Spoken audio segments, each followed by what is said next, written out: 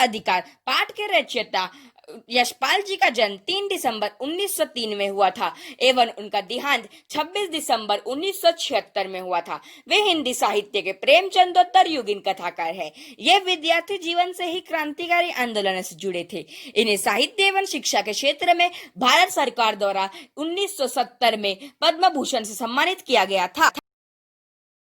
सुप्रभात, मैं आदित्य सरकार आज आपको यशपाल जी द्वारा रचित दुख का अधिकार पाठ के कुछ अंश प्रस्तुत करने जा रहा हूँ। चलिए हम चलते हैं।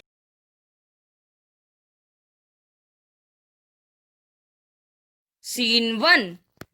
माँ, मैं खरबूजे तोड़ने खेत में जा रहा हूँ। भैया, आज तो मैं खेत में जाऊंगा, अच्छे पके पके खरबूजे लाऊंगा, अम्मा भी खुश हो जाएगी और आज बोनी भी अच्छी होगी, एकदम पके पके खरबूजे।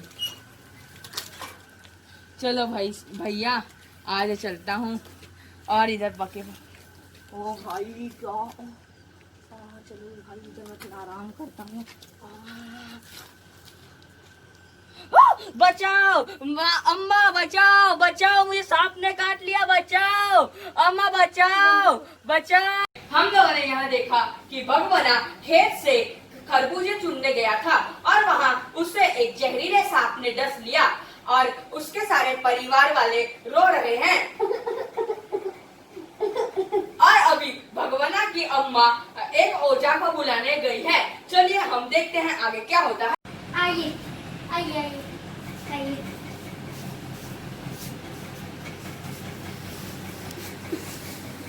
क्या हो बहन जी?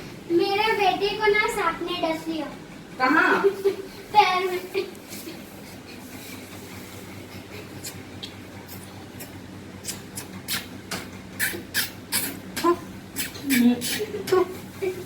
ओम भ्रीम भ्रूम भ्रम भ्रूम स्वाहा।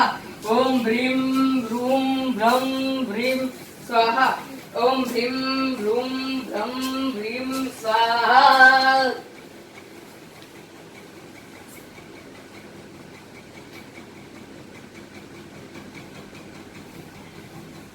माफ करिएगा बहन जी, अब आपका बेटा हमारे बीच नहीं रहा। क्या? तू ना खेत जाता, खरबूजा लेने का, तेरे को सांप काटा, तू हमारे बीच से क्यों चला गया? तू खरबूजे तोड़ने खेत में गया ही क्यों था? अगर तू नहीं जाता तो तू आज हमारे बीच होता। हे भगवान, तूने मुझे क्यों नहीं उठा लिया? मेरी तो उम्र भी हो गई है, तूने मेरे छोटे से बेटे को क्यों उठा लिया? हे भगवान। सीन 2।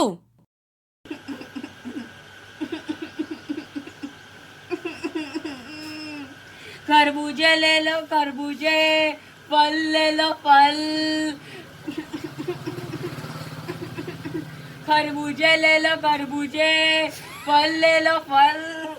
भाई साहब ये लीजिए, भाई साहब सेब लीजिए। भाई साहब देखिए कितने पके पके ताजे ताजे फल है। भाई साहब ये सब कल ही चुन के लाया मेरे बेटे। भाई साहब देखिए, भाई साहब ये देखिए कितना मीठा खरबूजा है। भाई साहब इसको एक बार चख के देखिए ना भाई साहब। भाई साहब कृपया करके ये फल ले लीजिए। भाई साहब कृपया करके ले लीजिए। छी, कितनी बेहैया औरत है। कल ही इसका बेटा मरा और ये आज ही ये फल सब्जी बेचने आ गई। छी। हाँ भाई साहब, आपने सही कहा है। छी, इसके लिए तो रिश्ते मायने कुछ मतलब ही नहीं रखते। इसके लिए तो सिर्फ धन मायने रखता है। छी। कहानी में हमने यह देखा कि बूढ़ी माँ बावली होकर ओझा को बुला लाई। ओझा ने झाड़ फूक किया, फिर भी उसका कोई असर नहीं हुआ। ओझा अभी नागदेव की पूजा करने लग गया, उसके बाद भी कुछ असर नहीं हुआ। उसमें घर का जितना भी राशन पानी था सब चला गया। एक जिंदा आदमी नंगा रह सकता है, फिर भी एक मुर्दा आदमी कभी नंगा विदा नहीं किया जा सकता। इसमें भी घर का सारा छन्नी ककड़ा चला गया। पिता नहीं रहा तो क्या हुआ? बच्चे सुबह नहीं उठेंगे, बच्चे सुबह भूख से नहीं बिलबिलाएंगे तो उसी तरह भगवाना के बच्चे भी बिल बनाने लगे। बिल बिलाने के बाद वे रोने लगे और वे तो बूढ़ी माँ ने उन लोगों को भगवाना दिया द्वारा लाए गए खरबूजे खिला दिया।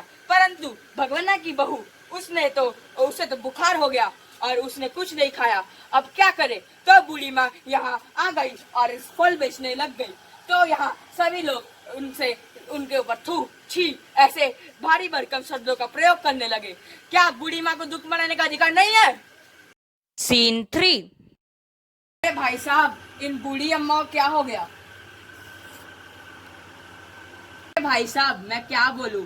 उनका एक 23 वर्ष का जवान बेटा था जो कल खेत से खरबूजे चुनने गया था और परंतु दुर्भाग्यवश उसे एक जहरीले सांप ने डस लिया और उसकी मृत्यु हो गई।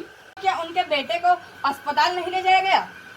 अरे भाई साहब, ये आपका शहर नहीं, ये गांव है। यहाँ मृत्यु के पश्चात ओझा को बुलाया जाता है। अरे भाई साहब, क्या बोलूं, मेरे पड़ोस में एक संभ्रांत महिला रहती है।